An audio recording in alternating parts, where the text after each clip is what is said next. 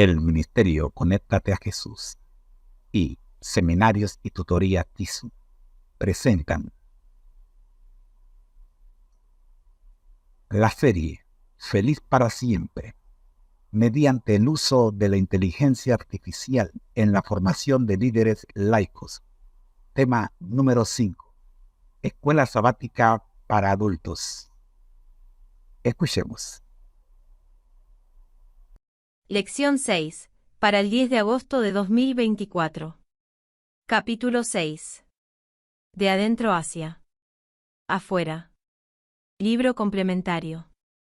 Lavarse las manos es una actividad tan común que uno podría preguntarse quién se opondría a ello.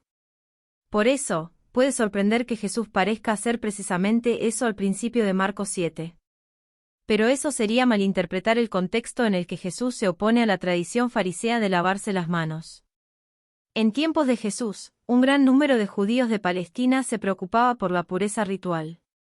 Lo sabemos por la cantidad de baños rituales, llamados mikve, y tinajas de piedra que se utilizaban para contener agua para la purificación. Juan 2, 6. Estas tinajas se han descubierto en toda Palestina desde la época de Jesús. 30. Esta idea de pureza no estaba vinculada a la cuestión de la higiene, sino más bien a la pureza ritual.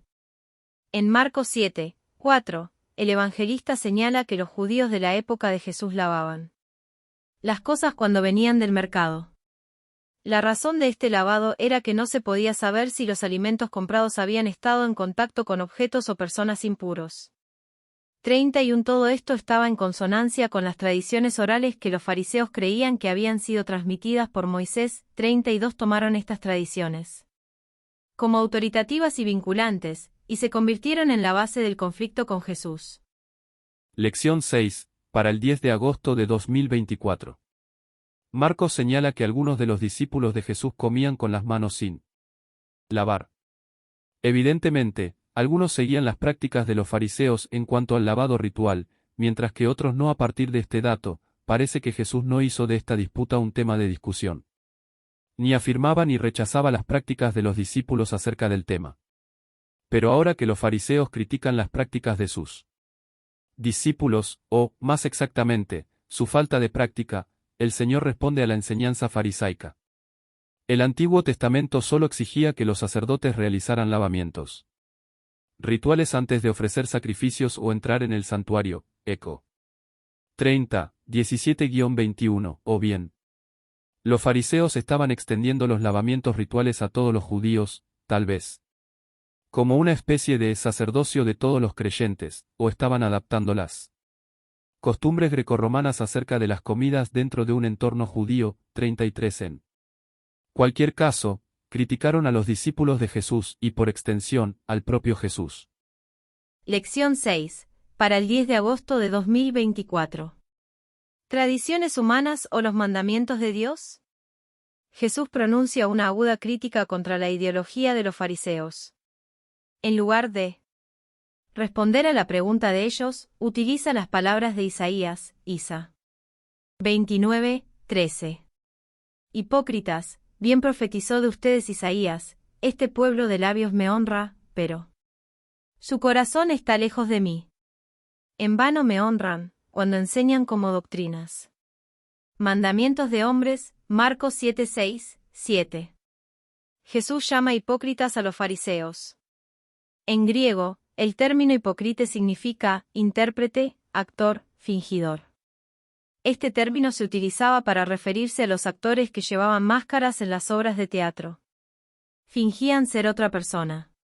Jesús dice que los fariseos cometían un grave engaño, decían seguir a Dios, pero sus normas les permitían eludir el cumplimiento de los mandamientos divinos.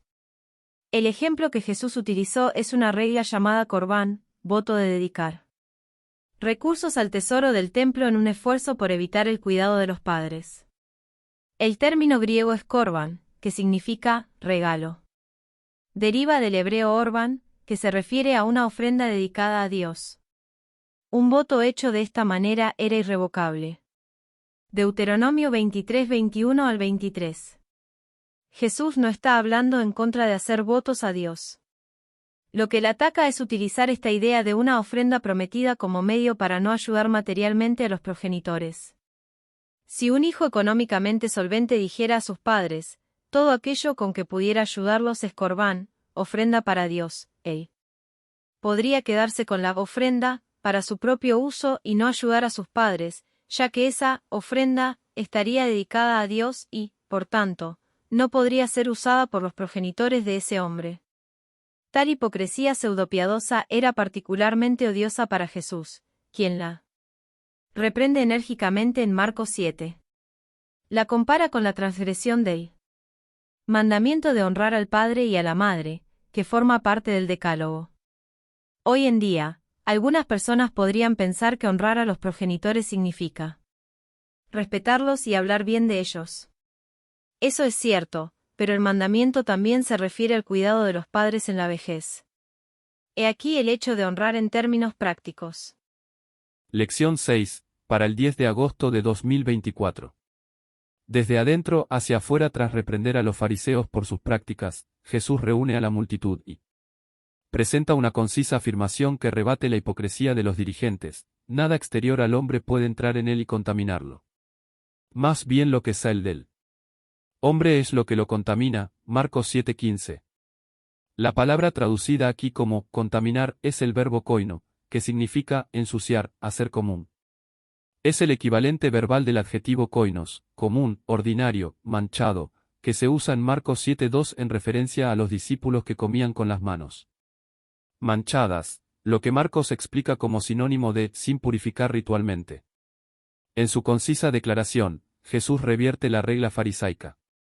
En lugar de que algo de fuera de la persona la contamine ritualmente, Jesús indica que lo que realmente contamina es lo que viene de dentro de la persona y sale de ella. Muchos piensan que lo que Jesús hace aquí es abolir las leyes alimentarias relativas a las carnes impuras, Levítico 11, Deuteronomio 14. Pero eso es interpretar erróneamente el pasaje y lo que Jesús está enseñando. En primer lugar, presentamos 3 razones por las que la interpretación común acerca de abolir las leyes alimentarias relativas a las carnes impuras no es lo que Jesús estaba enseñando.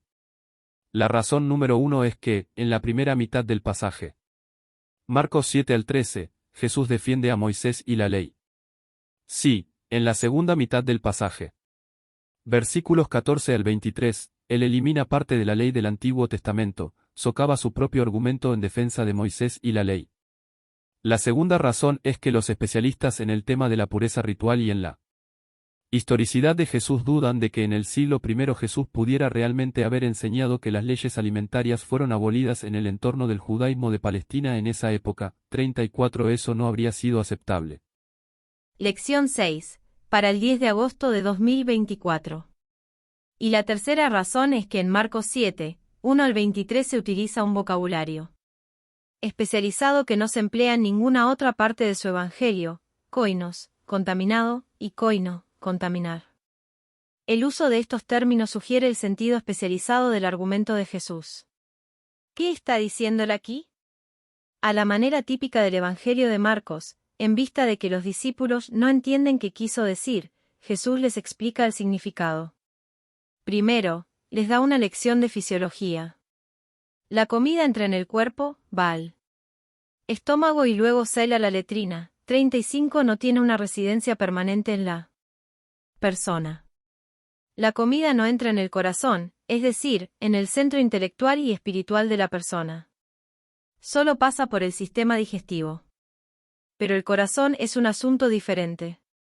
Jesús se refiere a los males que provienen del corazón, el centro intelectual y espiritual de la persona. El Señor enumera 13 males que provienen del interior. Comienza con los malos pensamientos. Mientras que los líderes religiosos enfatizan la importancia de la pureza ritual exterior, Jesús se refiere al mal interior que contamina. Los malos pensamientos conducen a las malas acciones. Lección 6 para el 10 de agosto de 2024. Las malas acciones enumeradas se dividen en 2 grupos. Las 6 primeras están expresadas en plural en griego, mientras que las 6 últimas están en singular. En plural: inmoralidad sexual, robo, asesinato, adulterio, codicia y maldad.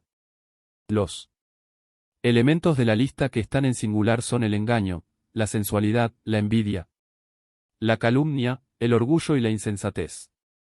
Los 13 puntos centran la atención en las relaciones humanas. Sorprendentemente, los 6 mandamientos del Decálogo que tienen que ver con las relaciones humanas aparecen en este pasaje. Honrar a los progenitores, quinto mandamiento, Mar 7 y 10. No cometer homicidio, sexto mandamiento, vers. 21. No adulterar, séptimo mandamiento, vers. 21. No robar, octavo mandamiento, vers. 21. No engañar, noveno mandamiento, versículo 22. No codiciar, décimo mandamiento, versículo 22. Los 4 primeros mandamientos del Decálogo tratan acerca de nuestra relación con Dios, en particular, con el culto a Él.